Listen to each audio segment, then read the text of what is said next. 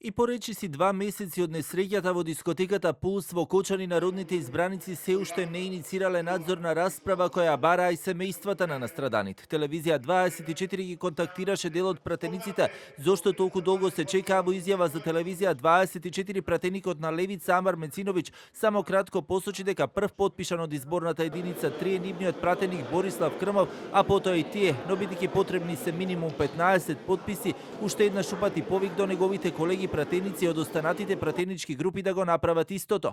Јас само сакам да потсетам дека веќе речиси пред 3 недели нашиот координатор на пратеничката група Борислав Крмов, кој меѓу другото доаѓа од изборна единица 3, иницираше надзорна расправа, го даде својот потпис и ги повика другите колеги од изборна единица 3 да го дадат својот потпис.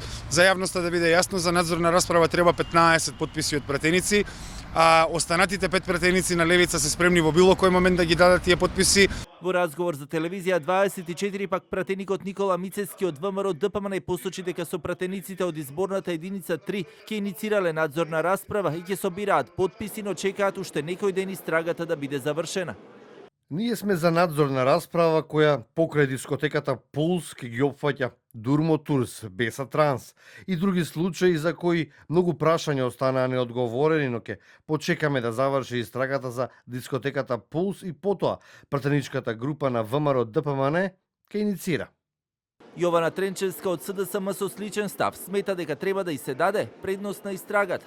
За многу кратко истрагата ќе заврши. Ајде да и дадеме предност па да видиме каков ќе биде исходот и обвиненијата. После тоа спремни сме да иницираме расправа во собрание. Горан Мисовски од НСДП пак за телевизија 24 вели дека не само 15, туку сите 120 пратеници треба да се издигнат и да иницираат многу повеќе од само обична надзорна расправа. За еден ваков случај треба многу повеќе од надзорна расправа. Не е работата само да се соберат 15 пратенички потписи, туку сите 120 пратеници да ги искористиме сите расположливи законодавно правни действија и преку носење на законски решенија да дадеме допринос. Додека органите и институциите работат на случајот, сметам дека подобро е да се почека крајниот исход.